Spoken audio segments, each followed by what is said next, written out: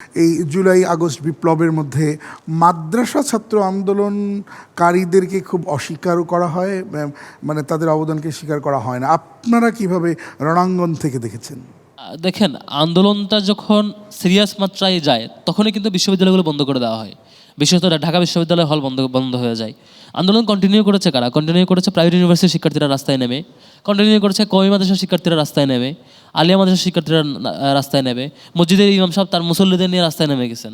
এই যে এগুলো তো মানে এগুলো যদি কেউ অস্বীকার করে, কেউ যদি এগুলোকে উল্লেখ না করে, এটা তার জায়গা থেকে এটা হিস্টোরিক্যাল করাপশন হবে আর কি। অথচ তারা যদি না নামতেন আন্দোলনটা সেখানে নষ্ট হয়ে যেত।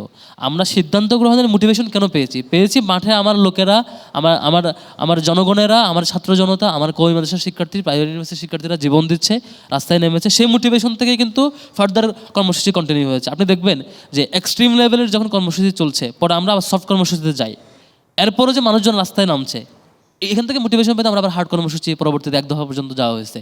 নিঃসন্দেহে এখানে কওমি মাদ্রাসার প্রত্যেকটা শিক্ষার্থী যারা রাস্তায় নেমেছে, আলেম ওলামা, প্রাইভেট ইউনিভার্সিটির শিক্ষার্থী, স্কুলের শিক্ষার্থী, শিশু থেকে সবাই, প্রত্যেককেই মানে রেসপেক্টের জায়গায় এবং এভাবে অন করতে হবে।